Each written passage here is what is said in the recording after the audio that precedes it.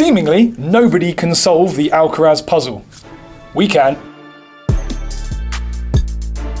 Yannick Sinner, Taylor Fritz, Ben Shelton, pay attention. This is why Alcaraz is so hard to beat. This is what he's doing to you. Let's unravel the unsolvable mystery that is Carlos Alcaraz. Hi, Ben from PH Tennis here, and today I am going to try and do the impossible. I am going to explain to you why Carlos Alcaraz is winning so many tennis matches, why he's so hard to beat, and why you'll never be able to do it yourself, but there are some things you can try and embody or emulate. The most important thing to remember here is that this is not right and wrong, good and bad. This is just a sort of an exploration and an unraveling, so to speak, of what he is actually doing. The key thing to remember here is this is what he chooses to do.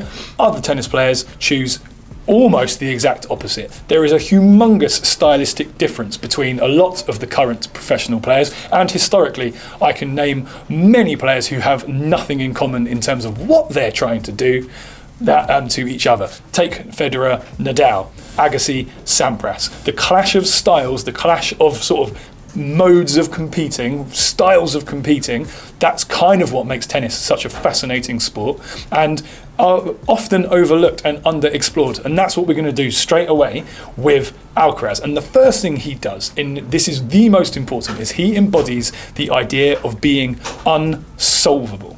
And what this does to his opponents is it creates pressure. They're always trying to create pressure on your opponent. If we use those other pros, Nadal was physical pressure, Sampras was serving pressure, Djokovic, Borg, they have a certain type of pressure as well, which we'll come to in a later video. Alcaraz's pressure is unsolvable. Whatever you do to him, he is going to change and do something different. His opponents can never settle. It's always unexpected. There's always something else coming. So as soon as they think they've solved the Carlos problem, he answers with something completely different. You haven't solved me, try again. Do this over the course of a match, and we can all see what happens to the players down the other side of the court. They start to lose their minds a little bit, and they get sort of overwhelmed by the Alcaraz experience. Very hard to emulate, but not impossible. So here we go with number one. So, first thing Alcaraz does is he never lets an opponent settle. Every rally can sort of morph and change into different things. The same ball played to Alcaraz has multiple different solutions. So what this does to the opponent is essentially breaks any pattern recognition. Any sort of tactical plan they may have had is essentially gone out of the window. This is very common at club level tennis and very, very prevalent in basic coaching that is spewed all over the internet and at clubs all over the world, that if X happens, you do Y. It's not necessarily wrong, but for someone like Carlos, it's, well, if you do X and I do Y, over time you're going to figure that out. So what he does is, every ball that comes to him, the outcome, his response could be completely different. Never letting opponents settle down, keeping them on their toes, keeping them off balance, and ultimately keeping them guessing, giving him just a bit more time and a little bit of an advantage in that sort of tactical battle. So, number one, never let the opponent settle, making sure you are changing your response to each ball. One of the ways that Mr. Alcaraz achieves this is very simply danger from anywhere at any time. Just because he is defending, he is not, and that's the key thing. We try so hard to put players into these categories sometimes. Oh, if you're standing deep behind the baseline, you're defending. If you're out wide, you're defending. And a lot of players, and like I said before, this isn't right or wrong, a lot of players have very rigid tactical systems, and that's fine, but not Carlos. He can do anything from anywhere, and that makes it incredibly hard to play against. Again, that same thing as in disrupting the rally, making sure that every ball is slightly different. If he can do anything from anywhere on the court, that is achieving that exact same thing. He is becoming incredibly difficult to solve, because when you think he's about to defend, he isn't.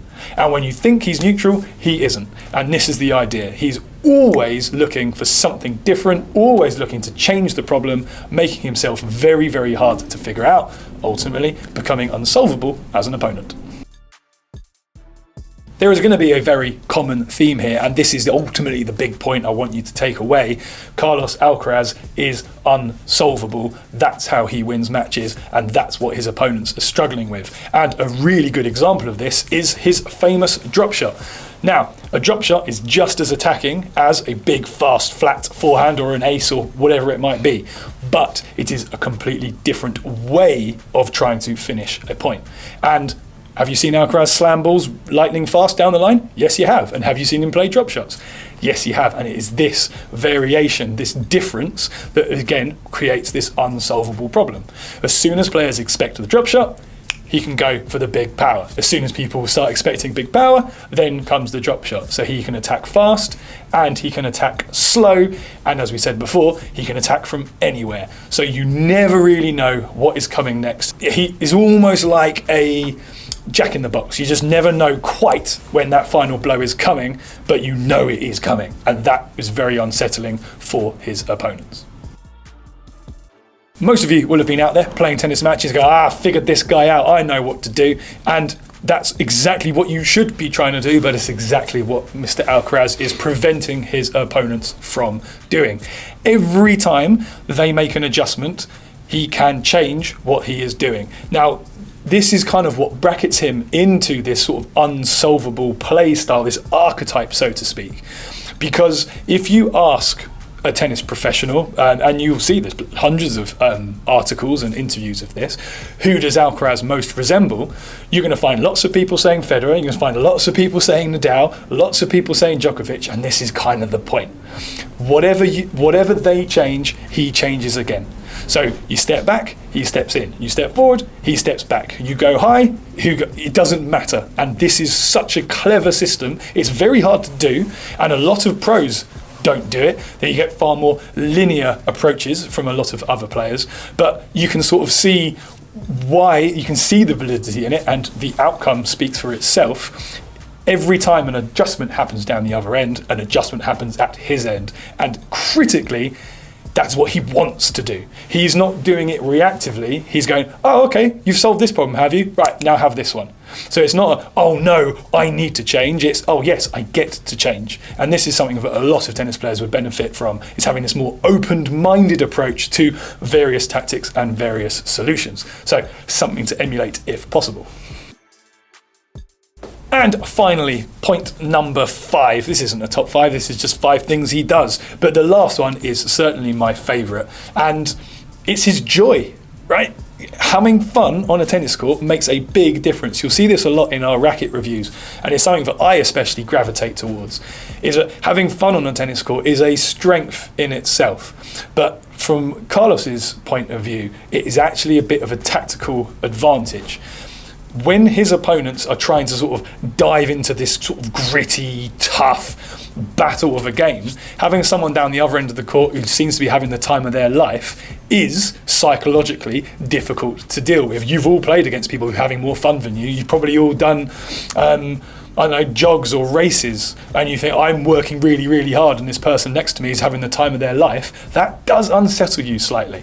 So we're not saying that he's sort of a completely level, locked-in Djokovic, Borg, Davydenko, now there's a reference for you, type player.